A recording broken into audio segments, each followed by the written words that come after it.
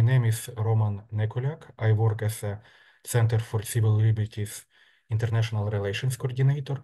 And with today's webinar, we are finishing a series of events that we conducted in July called International Criminal Justice Week.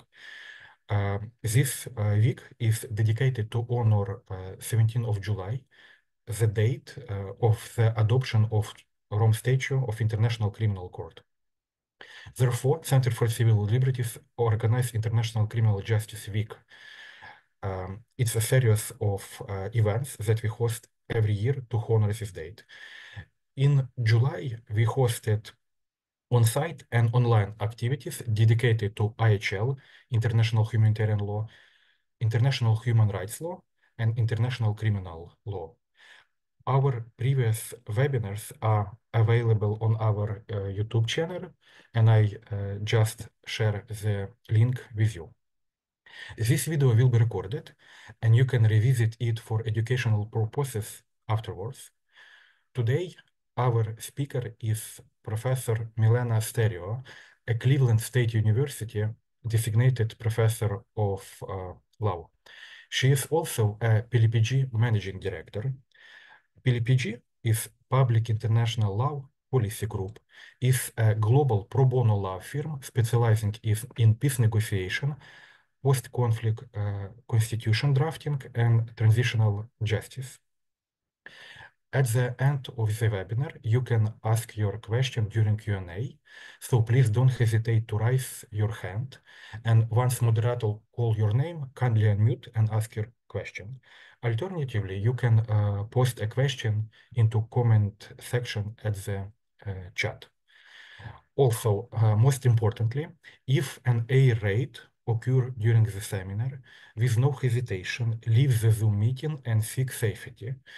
The event will not be stopped, and afterwards you can watch the recording, but put your safety first. With this, my introduction is over. Professor Stereo, please, the floor is yours. Thank you so much for that kind introduction. It's truly an honor and a privilege to be here with you today. And I'm also honored to have been able to work with you in the past, particularly through the Public International Law and Policy Group. So thank you so much for having me today. My remarks today will focus on the possibility of, and really the necessity of creating a special international tribunal for the crime of aggression against Ukraine. And in my remarks, I will focus more specifically on the crime of aggression, and I will explain why and how the International Criminal Court does not have jurisdiction over the crime of aggression, and why this special tribunal is necessary. And then towards the end of the lecture, I will also address some major issues that are going to have to be addressed when it comes to creating this tribunal, in particular, the issue of head of state immunity, as well as some other perhaps more mundane yet important logistical issues. And then I will turn it over to you, Roman, for any questions that our audience members might have. I know there's some questions we've already received, but I'm also happy to take any additional questions that might come in today. So with that, I'm going to share my screen and show you a few slides to accompany my presentation. So just bear with me for just 1 second. Here we go. Yeah, we can see your presentation. Thank you. See it. Great. Okay. Okay. Excellent. Thank you. Okay. So let me begin by offering some remarks about the crime of aggression before the International Criminal Court. So before the establishment of the ICC, the Rome Statute was negotiated in 1998, and the court itself became operational in 2002. The prosecution of the crime of aggression was much more limited because it lacked a clear legal framework. Before the ICC, there was no other ad hoc specialized international tribunal that had jurisdiction over the crime of aggression. However, it's important to note that there had been various other international treaties, resolutions, declarations, other documents that had condemned acts of aggression and that had also affirmed the fundamental principles of the UN Charter, which prohibits in one of its first articles the use of force by one state against another, except in cases of self-defense or when authorized by the UN Security Council. So one such example is UN General Assembly Resolution 3314, passed back in 1974, which clearly condemned acts of aggression. It's just that before the ICC, there was no clear legal framework, there was no tribunal which could actually prosecute acts of aggression. Now, aggression, I'm putting this in quotes, was actually prosecuted as a crime at the Nuremberg and Tokyo tribunals. But the reason I put this in quotes is because the statutes of these tribunals did not label this crime aggression. Instead, they called it crimes against peace. And the way that crimes against peace were defined in the charters of these tribunals was as planning, initiating, and waging wars of aggression or wars in violation of international treaties, agreements, or assurances. And it's important to note that the prosecuting powers at Nuremberg and Tokyo did consider this crime to be fundamentally important, so important that the first line of Justice then Prosecutor Robert Jackson's opening statement in Nuremberg said as follows, quote, "The privilege of opening the first trial in history for crimes against the peace of the world imposes a grave responsibility." End of quote. And the judgment in that very first Nuremberg case concluded that, quote, "To initiate a war of aggression is not only an international crime, it is a supreme international crime, differing only from other war crimes in that it contains within itself the accumulated evil of the whole." So this is truly to emphasize the incredibly heinous nature of the crime of aggression because it is a leadership crime. It stems from the top when political, policy, military leaders decide to wage a war of aggression on a state level against another state. And this is to emphasize the need to have accountability for the crime of aggression. In case anybody's wondering, why do we need aggression when the ICC can already prosecute the other atrocity crimes? We need it because it's so fundamental, because it's leadership crime, and this is reflected back in the Nuremberg and Tokyo proceedings themselves. Now, fast forward to the Rome Statute. I realize that I'm skipping in history, but we are limited in time. I wanted to highlight some of the most important points about the crime of aggression. When the Rome Statute of the ICC was negotiated, this was a fairly contested part of the negotiation record because obviously powerful states like the United States, which was a member of the negotiating teams at Rome in 1998, was very skeptical, if you will, about including the crime of aggression in the Rome Statute for the fear of someday being subjected to the court's jurisdiction on aggression.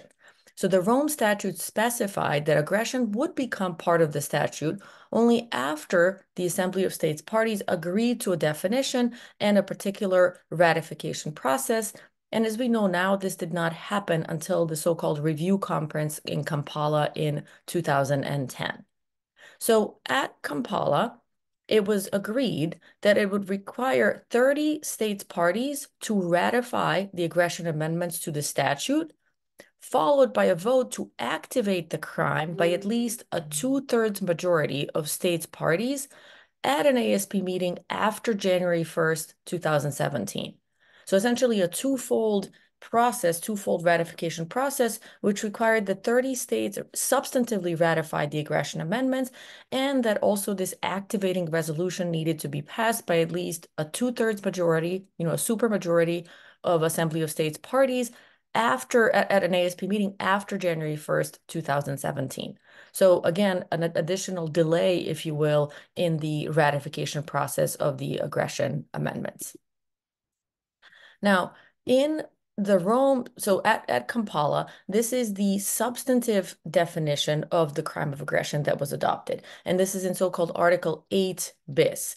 So under the Rome Statute, the crime of aggression means the planning, preparation, initiation, or execution by a person in a position effectively to exercise control over or to direct the political or military action of a state of an act of aggression, which by its character, gravity, and scale constitutes a manifest violation of the UN Charter. And then this article goes on to say that for the purposes of the first paragraph, acts of aggression means the use of armed force by a state against the sovereignty, territorial integrity, or political independence of another state. This act further goes to specify specific acts which definitely constitute aggression, such as invasion, occupation, bombardment, blockade, the sending of mercenaries, etc. It is truly not controversial at all that Russia has committed acts of aggression as Ukraine, as can be clearly seen when one looks at this definition and when one looks at the enumerated acts which clearly constitute aggression. So this is the substantive definition that was agreed upon at Kampala. However, the state's ability to exercise jurisdiction over the crime of aggression was further limited at Kampala because of the following sequence of articles, if you will. So Article 15 bis talks about the exercise of jurisdiction over the crime of aggression. And here's how this article limited the state's ability to exercise jurisdiction over the crime of aggression. So in the first paragraph, this article says that the court may exercise jurisdiction only with respect to crimes of aggression committed 1 year after the ratification or acceptance of the amendments by 30 states parties. So I already mentioned this previously, at least 30 states parties had to ratify the aggression amendments, and then the court's ability to exercise jurisdiction was further limited by 1 year down the road. Then we're told that there is this activation process that needs to take place. In paragraph 3, the court shall exercise jurisdiction over the crime of aggression, subject to a decision to be taken after January 1st, 2017, by the same majority of states parties as is required for the adoption of an amendment to the statute. So the need to pass this activating resolution. Then paragraph 4. The court may, in accordance with Article 12, exercise jurisdiction over a crime of aggression arising from an act of aggression committed by a state party, unless that state party has previously declared that it does not accept such jurisdiction by lodging a declaration with the registrar. So states are given essentially the possibility to opt out of the jurisdiction over the crime of aggression, and states can really do so at any time. So a state can accept the aggression amendments and can later on decide to opt out. And then finally, paragraph 5, in respect of a state that is not a party to the statute, the court shall not exercise its jurisdiction over the crime of aggression when committed by that state's nationals or on its territory. So here we note that jurisdiction over the crime of aggression is limited only to states that have substantively adopted the aggression amendments. States that have not adopted the aggression amendments are not bound by this very limited jurisdictional regime over the crime of aggression. Now, this slide I'll just mention briefly, but I won't spend any time. There's a particular role that the Security Council also is meant to play pursuant to the Kampala amendments. This is in Article 15 bis. The reason I'm skipping this over is that obviously in the case of Ukraine, we know that the Security Council remains limited because of the ongoing Russian veto. Now, in the Kampala amendments, Annex 3, which has a series of understandings regarding these amendments, further defines what a manifest violation of the Charter is supposed to mean. Remember that the substantive definition of aggression under the Kampala amendments says basically that these are acts that constitute a manifest violation of the Charter. And here we're told that they're, for the purposes of what a manifest violation means, that the three components of character, gravity, and scale must be sufficient to justify a manifest determination. No one component can be significant enough to satisfy the manifest standard by itself.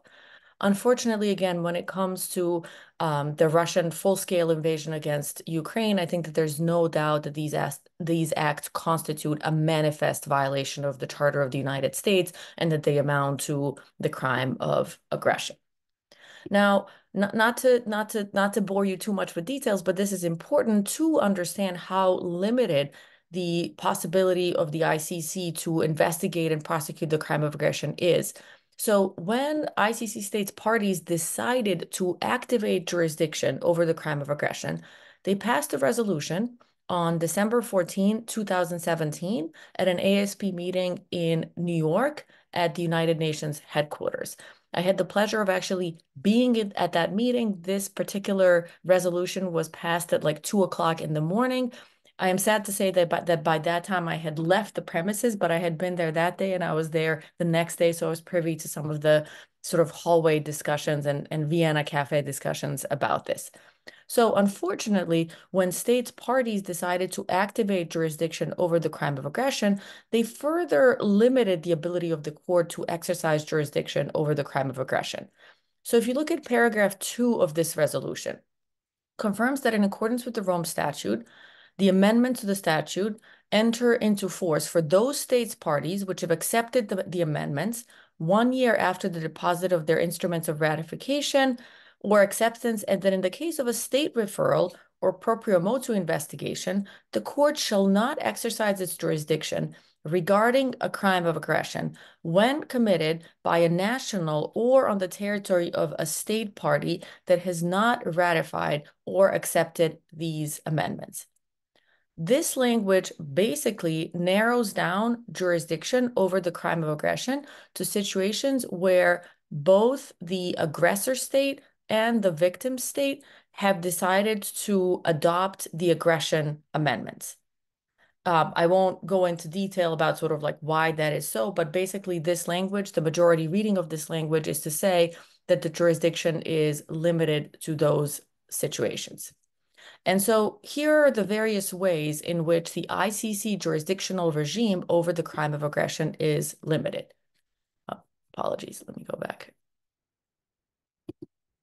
So first, states parties I've already mentioned. States parties have the option to opt out of the court's jurisdiction over the crime of aggression by simply submitting a declaration to the registrar of the court. Obviously, the declaration has to be submitted before any act of aggression is committed, but states have the ability to do so at any time, even if they have already accepted jurisdiction over the crime of aggression. Second, nationals of non-states parties to the Rome Statute are excluded from the court's jurisdiction over the crime of aggression, even if the victim state has accepted the jurisdiction. So in situations where the aggressor state is a non-state party to the Rome Statute, like for example, in this instance, because Russia obviously is not, the court's ability to exercise jurisdiction over the crime of aggression is limited, even if the victim state has accepted jurisdiction. And then finally, if Security Council referrals are concerned, the court is able to exercise jurisdiction over crimes of aggression. However, as we know in this case, the Security Council remains limited and so remains blocked because of the Russian veto. And so because of that, the Security Council is really not an option. And so here's a simple chart showing the various scenarios and showing you really that the court will only have jurisdiction if both the aggressor state has ratified the Kampala Amendment and not opted out, and if the victim state has ratified the Kampala Amendments. In all other possibilities, the court will not have jurisdiction. So for example, if the aggressor state has ratified the Kampala Amendments, but has opted out, the victim, even if the victim state has ratified the Kampala Amendments, the court will simply not have jurisdiction. So this is to say that even though aggression is a fundamental crime, a leadership crime, a crime for which accountability is desperately needed, the ICC remains extremely limited in its ability to exercise jurisdiction over the crime and to prosecute leaders who committed acts of aggression. So here is a little bit more about how the definition and the jurisdictional regime over the crime of aggression are limited within the ICC structure. So first of all, the crime only, as I mentioned earlier, the crime only applies to manifest violations of the UN Charter, which are measured by character, gravity, and scale. So seemingly less serious, less, quote unquote, important violations of the UN Charter will not give rise to the crime of aggression. Second, the crime targets only persons in senior leadership, defined as those in a position effectively to exercise control over or to direct the political or military action of a state. So those who are in slightly lesser leadership role cannot be accountable for the crime of aggression under the ICC definition. Next, absent a Security Council referral, the court will have jurisdiction only when a state party commits the crime of aggression against another state party. And I would add to this, if these states have not opted out of the jurisdictional regime, right? In light of the activating resolution passed in 2017, the jurisdiction is further narrowed to only those states parties that have actually ratified the aggression amendment. So you could be a state party to the ICC, but if you haven't ratified the aggression amendments at Kampala, the aggression regime simply does not apply to you. And then even those states parties that ratified the amendment can elect at any time to opt out of the jurisdictional regime. And so again, all of this to demonstrate, illustrate to you exactly how the court's jurisdictional regime over the crime of aggression is extremely, extremely limited. Now, can this be fixed within the structure of the ICC? And obviously, the reason I'm focusing on the ICC is that the ICC, other than the crime of aggression, clearly has jurisdiction over the situation in Ukraine, has been investigating, has issued several arrest warrants already. So some scholars argue that the activating resolution passed in 2017 could not have changed what states had already agreed upon in Kampala. And so that the court should be able to exercise jurisdiction over states which have not actually ratified the Kampala amendment. So for example, in a situation where the aggressor state has not ratified the Kampala amendments, but the victim state has. So some scholars say basically ignore the activating resolution because the activating resolution, the state that passed it in 2017 simply did not have the legal power to change what had already been agreed upon through basically a treaty at Kampala. So this is one possible argument. Another possible argument is a broader interpretation of Article 15 bis paragraph 4, which would claim that as long as the aggressor state has not previously opted out of the court's jurisdiction, ratification of the aggression amendments by either the aggressor or victim state is sufficient to actually activate the court's jurisdiction. And there's definitely a group of scholars that support this view. And then finally, last but certainly not least, there are scholars and groups that have been advocating in favor of simply fixing the Rome Statute. So you could actually fix the Rome Statute by changing not so much the definition of the crime of aggression, but really Article 15, which talks about jurisdiction. You could have amendments to that article so that you fix the court's jurisdictional regime. So one of these proposals, if you will, is the so-called GIPA, the Global Institute for the Prevention of Aggression group, which is really a think tank, a group of very notable scholars that have been working on aggression. And they have come up with a particular amendment, if you will, to Article 15 bis of the Rome Statute. I won't go into this in detail here, but it's part of my slides. The text is here. If this were to be adopted, it would result in a significant broadening of the ICC's jurisdiction over the crime of aggression. Now, why is this fix needed? This is obvious, but I simply wanted to emphasize this for the sake of our audience here today. Basically, the ICC cannot exercise jurisdiction over the crime of aggression in a situation where it otherwise has jurisdiction over genocide, crimes against humanity, and war crimes. And obviously, the most important situation that I can mention here is Ukraine, where the ICC cannot exercise jurisdiction over the crime of aggression because of Article bis, in particular paragraph 5 of Article bis, because this article excludes the crime of aggression, excludes the court's jurisdiction over the crime of aggression committed on the territory or by nationals of non-states parties. And as we know, Russia and the Belarus are not state parties, but this is a situation where the ICC does have jurisdiction over genocide, crimes against humanity, and war crimes because of the two declarations that Ukraine has lodged accepting the court's jurisdiction. So it simply does not make sense that aggression, which is a leadership crime, which entails manifest violations of the United Nations Charter, cannot be prosecuted at the court when the court does have jurisdiction over the three other atrocity crimes, genocide, crimes against humanity, and war crimes. This results in the shielding from accountability before the ICC of Russian leaders because of the court's limited jurisdictional regime. This simply does not make any sense. Now, because of that, there have been various proposals to create this so-called special tribunal for aggression. Various models have already been discussed, so I will just very briefly touch upon these because I do want to get to the issue of immunities while I still have time.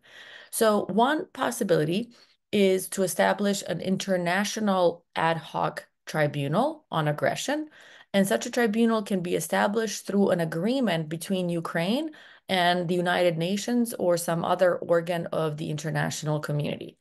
The most significant precedent for this type of an ad hoc tribunal is the Special Court for Sierra Leone, which, as some of you might know, was established through an agreement between the government of Sierra Leone and the United Nations. Other precedents for international ad hoc tribunals are the Yugoslavia and the Rwanda tribunals. One little wrinkle here is that those, as most of you know, were established through Security Council resolutions. That option, unfortunately, is seemingly off the table here because of the Russian veto at the Security Council, but the tribunals are nonetheless important to mention as they do constitute precedents for the existence of international ad hoc tribunals. Another possibility is to establish a hybrid tribunal, which could be a specialized chamber within the Ukrainian system, but which would have support from the international community. And we do have precedent for these types of tribunals. There was the so-called Iraqi Special Tribunal, which prosecuted Saddam Hussein. More recently, there are the so-called Kosovo Specialist Chambers, which exist as part of the Kosovar legal system, but have support from the international community and are actually located in The Hague, Netherlands. Another option would be to have a treaty between interested states that would establish a special tribunal. So 2, 3, 4, 5, 6 different states could actually sign a treaty, a bilateral or multilateral treaty, and could thereby establish a special tribunal. And then the latest development, obviously just over the last few months, a treaty could be created, established between the Council of Europe and Ukraine, which would also obviously set up this special tribunal to prosecute the crime of aggression. Now, what are some issues regarding the Special Tribunal for Aggression?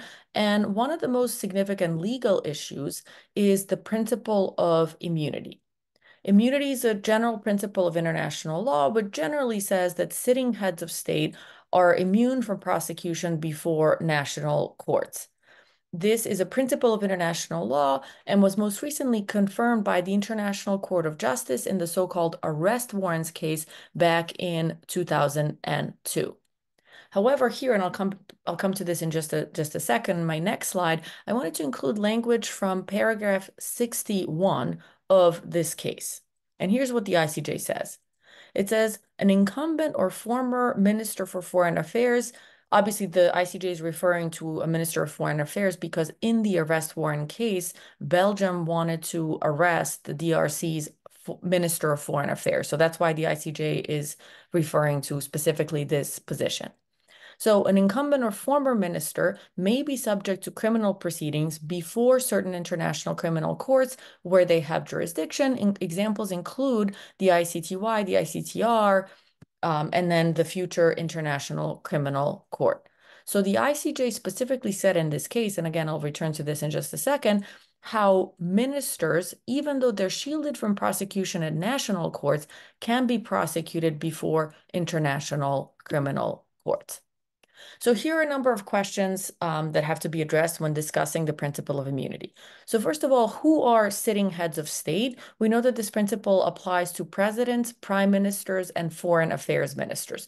So important note here that other leaders, other officials are not shielded by this principle of immunity. So it's only presidents, prime ministers, and foreign ministers. So that really in this instance means Putin and Lavrov, other Russian officials would not be shielded by this principle of immunity.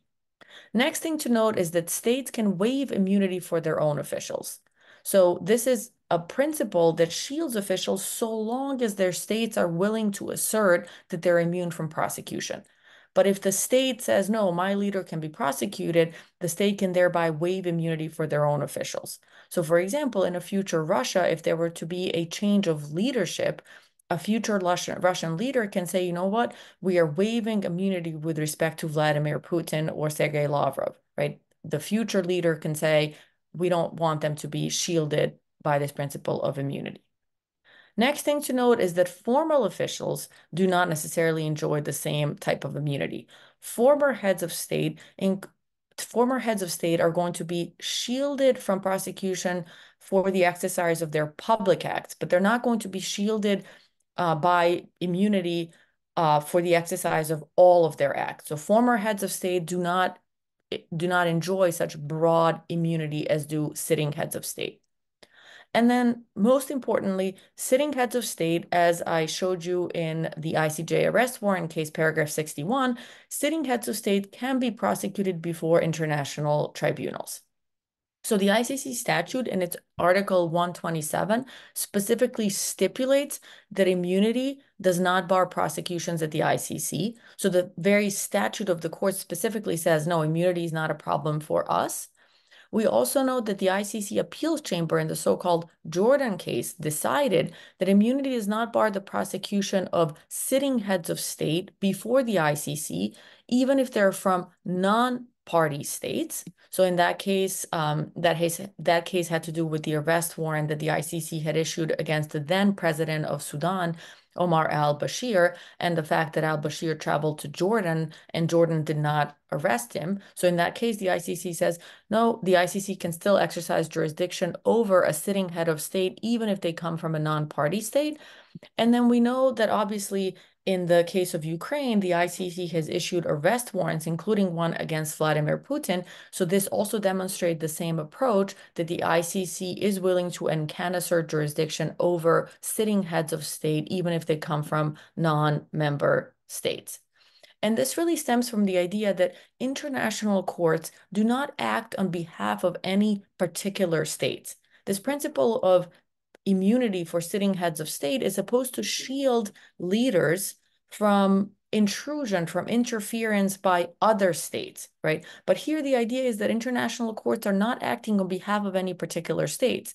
And if they're prosecuting someone, if they're attempting to prosecute someone, it is not to interfere with their functions as a head of state. It's because those leaders have actually committed atrocity crimes, such as genocide, war crimes, crimes against humanity, or the crime of aggression. Now, one most important issue here is to determine when a tribunal is international enough to overcome this immunity challenge, because the ICJ arrest warrant told us that international courts can prosecute sitting heads of state. But how do we know what tribunal is international and what tribunals are not? So here basically, scholars have already talked about it. So here are basically 3 requirements for an international tribunal. So first, the establishment process must involve more than one state. So you can't just have one state saying, I am forming an international tribunal. You have to have at least 2 or more states come together in order for this tribunal to be international. Next, the tribunal has to be established based on international law, such as a treaty. So most of the time, you're going to have multiple states and the international community, or one state and the international community sign some type of a treaty. Obviously, in the case of the Yugoslavia and the Rwanda tribunal, those tribunals were established through Security Council resolutions. So that's also a possibility, leaving that one aside here because we know that that's not likely to happen. And then last, the tribunal cannot be incorporated into a domestic system. So some examples of non-international tribunals, because they're incorporated into domestic systems, include the Kosovo Specialist Chambers, the Extraordinary Chambers in the Courts of Cambodia, and then also the Extraordinary African Chambers in the Senegalese courts, which were established specifically with the purpose of prosecuting Hissène Habré, the former leader of Chad. Conversely, some examples of international tribunals that we've seen in the past include the Yugoslavia and the Rwanda tribunals, the Special Court for Sierra Leone, and the Special Tribunal for Lebanon. The Yugoslavia, Rwanda, and Lebanon tribunals were created pursuant to Security Council resolutions, but the Special Court for Lebanon was established through an agreement between the government of Sierra Leone and the United Nations. So all of that to say that the Special Tribunal for Ukraine truly, in order to overcome the immunity challenge, should be international. And the way that it would be international is if it's created through not just Ukraine, but Ukraine working with more states or with the Council of Europe, with the United Nations, that it has to be established pursuant to international law and that it cannot be incorporated into Ukrainian domestic law. But I do believe that the last option that was discussed, which is this agreement between Ukraine and the Council of Europe, would satisfy this requirement of being international enough, which would mean that it could actually overcome this immunity hurdle and be able to prosecute sitting heads of state such as Vladimir Putin. Now, what are some issues regarding the Special Tribunal for Aggression other than immunities? A little bit of an elephant in the room is the U.S., quote unquote, opposition, where the U.S. government has clearly stated that it prefers a hybrid model, and some additional states, pursuant to U.S. lead on this, might share this view. This is tricky because of this immunity hurdle, that if this view were to be adopted, then immunities would continue to pose a significant legal challenge. Another issue is funding. Obviously, tribunals are expensive, and we have witnessed a little bit of so-called tribunal fatigue because over the last 30 years, we have seen the creation of multiple tribunals in Yugoslavia, Rwanda, Sierra Leone, Lebanon, and other places. Some people simply say, we don't need another tribunal. It's too expensive. It's too burdensome. Obviously, I don't share that view, but there are some that do, and so that's simply why I'm highlighting this. And then finally, there are various logistical issues that would have to be addressed, such as, for example, where to have the tribunal, whether to have it in Ukraine or whether to have it in some neutral place, such as, for example, The Hague, which seems to be a logical choice. Jurisdiction, would this tribunal only have jurisdiction over the crime of aggression, or would it also have jurisdiction over other crimes? In order for a tribunal to be international, it can, however, in its statute, encompass jurisdiction over some domestic crimes. Best example of this is the Special Court for Sierra Leone, which, although international by all accounts, did have jurisdiction over some Sierra Leonean domestic crimes.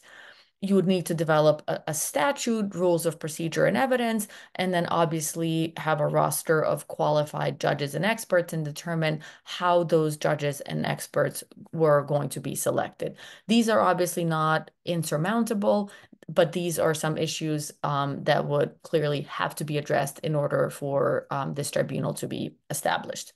So with that, I will stop my remarks here, and then I will take any questions that anybody might have. I'm going to stop, apologies. I'm going to stop sharing my screen and return to the main screen and take any questions that anybody might have. Professor Stereo, thank you for your elaborate presentation. We have learned a lot of interesting stuff about ICC, their own statute, and the logic behind the international criminal justice system. And currently, when we're waiting for a live question for the participant, yes, we have one question. I will read it aloud for others to hear. Can you address the issue of compensation commission establishment, please? Thank you. Sure. So my impression from the get-go, coming from the Ukrainian government, obviously all of you know more about this than I do, was that there was this deliberate and I would say sort of smart effort to separate issues of accountability and issues of reparations compensation, right? So not to minimize or prioritize one or the other, but just to say there's going to be a specific, advocacy effort and expertise for accountability, and then there's going to be a specific advocacy effort and expertise on compensation. So those two issues have truly been, sort of divorced one from the other. I do think, however, to come back to this issue of compensation, that there is significant agreement in the international community that there has to be compensation and that some kind of a compensation commission needs to be established. We have precedent in the past from the international, practice on compensation. There have been various compensation commissions and tribunals established. One mechanism that I would mention is the U.S.-Iran Claims Tribunal, which still to this day addresses claims, 50 years down the line. There's also there have been significant discussions in the international community over the possibility of using frozen Russian assets towards compensation. So countries like the United States and others have frozen Russian assets. There have been very, very interesting legal discussions on how countries can legally unfreeze those assets and use them towards compensation. Because obviously freezing assets is not controversial, using assets towards compensation is, right? And so all of this to say that this is a super, super important topic. I'm seeing significant movement in the international community on sort of how important this is and on sort of how this can happen. There are, again, various models on how this can be done. Most models involve, again, involvement from the international community. Most tend to be kind of like situated outside of the country. So you'd have a commission like in The Hague or some other city like that. But again, I am seeing a lot more agreement in the international community that this needs to be done.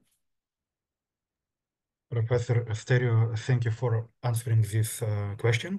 And I will move forward with the questions that we received during the registration. It is actually a whole paragraph and maybe the opinion. So I will read it aloud for participants to hear. The most discussed opinion of the tribunal are special and hybrid. On the one hand, the hybrid model will involve Ukrainian judges who are residents of the victim state at the same time, so it can cause an increased desire for revenge and harsher sentences and unfair judgment as a result. On the other hand, no one except Ukrainians will not understand the pain and chaos of Russian aggression, and only we are able to properly evaluate committed war crimes. Considering the mentioned, which type of tribunal do you believe to be the best option? Yeah, that's a great question. Here's what I would say. Perception is reality, and any tribunal that's established has to be perceived as legitimate. And so I would say for a tribunal to be perceived as legitimate, it would need to have the presence of international judges, because if it doesn't, the perception would simply be that the Ukrainian judges cannot be, fair and balanced, even though that might not be true, right? But I think sometimes perception is reality, and the worst thing you can do is create a tribunal that's somehow perceived as illegitimate. The best example of a tribunal that I would argue has been perceived as somewhat illegitimate is the Iraqi Special Tribunal that was established to prosecute Saddam Hussein. Not to go into too much detail over that, you can, just Google it if you don't believe me. But lots of different arguments have been made how this tribunal was not fair, was not balanced, how the judges were biased, et cetera, et cetera. And so, because of that, I would say the best model would be to have a mix of international and national judges, and models for that already exist. For example, the Special Court for Sierra Leone, as well as the extraordinary chambers in the courts of Cambodia, are two different tribunals where a mix of international and local judges have been used. And even, for example, the Kosovo Specialist Chambers, which are really a hybrid tribunal, not an international tribunal, use a roster of international judges for that reason. So I do think that the presence of international judges is truly necessary in order for this tribunal to be widely perceived as legitimate in the international community. Professor Stereo, thank you for your answer. Dear participants, we still have several minutes, and if you would like to voice your own question, please use this opportunity. And I will move for the next one. Would the special tribunal have jurisdiction over private actors for complicity in the crime of aggression? Yeah, so the special tribunal definitely could. This is a question of how you develop the court's statute, right? So I mentioned in one of my slides towards the end there that one of the issues remains sort of like the logistics, the fact that you're going to have to develop a detailed statute. We know that from international law, from other courts, that different modes of liability exist over these core international crimes. So people can be prosecuted, for example, for complicity in the crime of genocide. In the same way, you could develop modes of liability that apply to the crime of aggression. So yes, if you develop the statute appropriately, I do think it would be possible to prosecute individuals using these different modes of liability, keeping in mind, though, that if you were to adopt the same definition of the crime of aggression as the one that exists under the ICC statute, you would need to sort of limit aggression to a leadership crime. So only those who truly hold these positions of leadership, whether it be political or military, could be susceptible to having committed aggression. But yes, you could use complicity. Thank you for your answer. And maybe let's move for the last question for today. And you mentioned it during your presentation about issue of immunities. So how can the issue of immunities be solved while creating the special tribunal? Are there any mechanisms to make this tribunal mandatory for Russian officials and force them to recognize this jurisdiction and enforce this decision? Yeah, so the best way to overcome the issue of immunity, as I mentioned in my presentation, is to make sure that the tribunal is truly international, which is why I would advise against the hybrid model, right? Because the hybrid model, if we're talking about some kind of a specialist tribunal that's rooted in the Ukrainian justice system, could be seen as not international enough to overcome this immunity hurdle. So long as the tribunal is international, and what that means that it would have to be created by more than just one state. And again, some of these proposals already have that. So Ukraine and another state or a group of other states, Ukraine and the Council of Europe, Ukraine and the General Assembly, right? Those are all possibilities. As long as the tribunal is created through multiple states using international law, so using some kind of a bilateral or multilateral treaty, and as long as it's not rooted in the Ukrainian legal system, it would be international enough. And if that's the case, then you can use the ICJ 2002 arrest warrants case to argue that the principle of immunity just does not apply to these international tribunals. Now, how do you make this tribunal, quote unquote, mandatory for Russians and force them to recognize its jurisdiction? That's a much more difficult question because, as we know, international law does not really have any direct enforcement mechanisms. So you cannot easily force a sovereign state to accept anything. And unfortunately, as we know from the practice of the ICC, some of its arrest warrants, including, for example, the one against Omar al-Bashir, the former president of Sudan, has never been enforced because these tribunals depend on state cooperation. But what this means, though, is that people like Vladimir Putin cannot travel, right? What it means is, if Putin can't go to the Olympics, right? Putin can't go to New York, he cannot easily go anywhere. So what you can do is create significant advocacy to put pressure on states' parties to actually be willing to arrest these leaders and to really kind of limit their ability to exercise their functions as country leader, country president. I think that's the best way of enforcing the jurisdiction of these types of international tribunals. Professor Stereo, thank you for your answers. And before we finish, I would like to emphasize that in the chat, you can see the links to relevant materials, both to Rome Statute in English and Ukrainian version, to Geneva Convention, to International Humanitarian Law manuals. So students, we are grateful for you for learning with us. And dear speaker, thank you for your lecture. It was extremely useful for me, and it is always nice to work with you and to work with PLPG in general. I do hope to see you next year because the subject of IHL is relevant in Ukraine during the Russian crime of aggression, during conduct of hostilities, and during ongoing war. Thank you for your presentation. Thank you so much, Roman. Such a pleasure. And if any of the participants have additional questions, feel free to, gather the questions and send them to me. I'd be more than happy to answer through email or WhatsApp. Thank you so much.